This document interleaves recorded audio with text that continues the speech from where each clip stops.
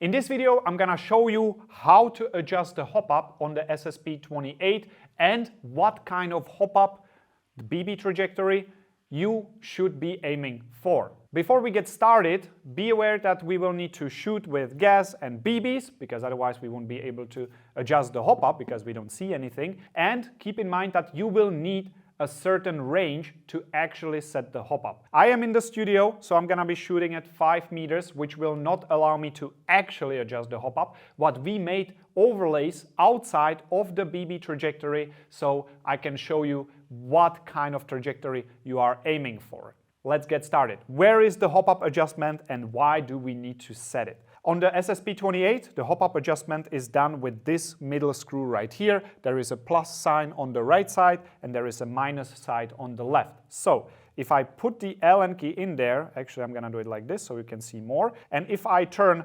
clockwise to the direction of the plus, I'm adding hop-up. And if I turn in the opposite direction, I'm decreasing hop-up, meaning the BB will fly lower if I decrease hop-up, and the BB will lift up when I increase the hop-up effect. That's how the adjustment is done. You don't need to disassemble anything. Other pistols, you might need to pull 2 tabs, rack and forward to access the hop-up wheel. TP22 has a wheel right about here, so different systems, but we do exactly the same thing.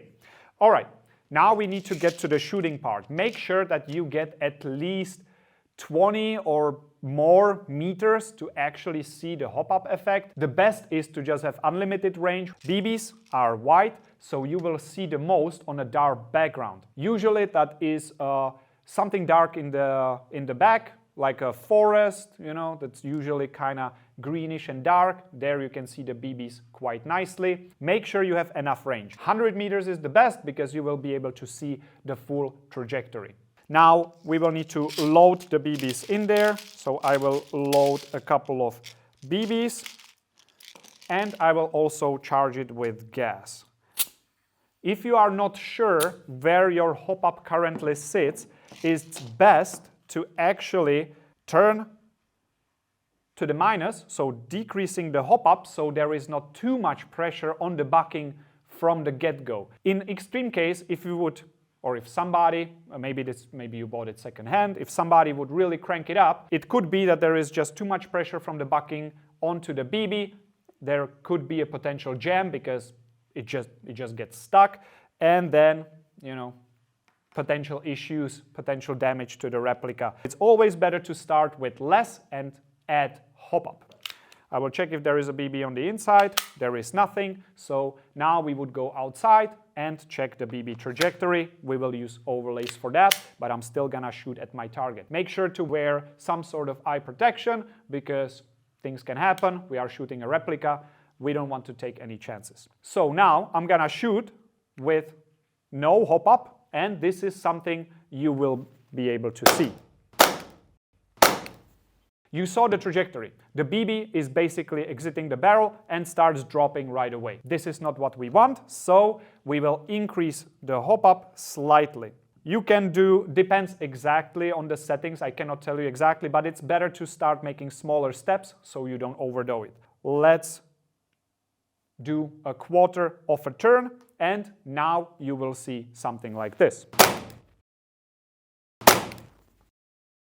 As you can see, the BB has a nice trajectory. It's going straight, then it lifts up a little bit, and then it falls. This is actually the perfect settings that we want. We want the BB to go straight, lift up a little bit, and then fall down. That's what you should be aiming for. If you are happy, you can, you know, call it a day. That's your good hop-up adjustment. But for the sake of this video and so that I give you complete information, let's take it one step further and I will increase the hop-up even more. Now you will see something like this.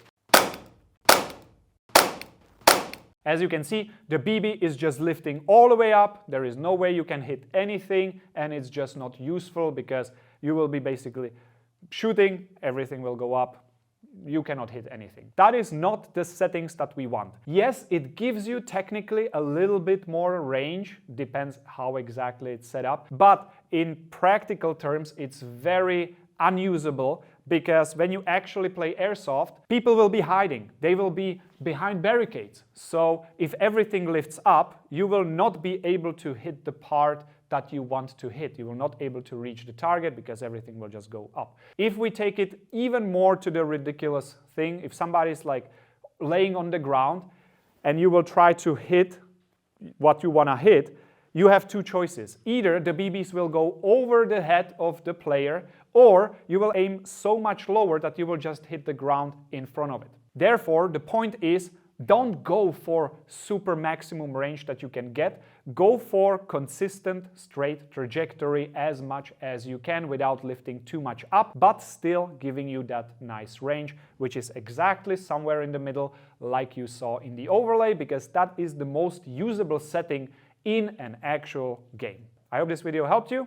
See you in the next one.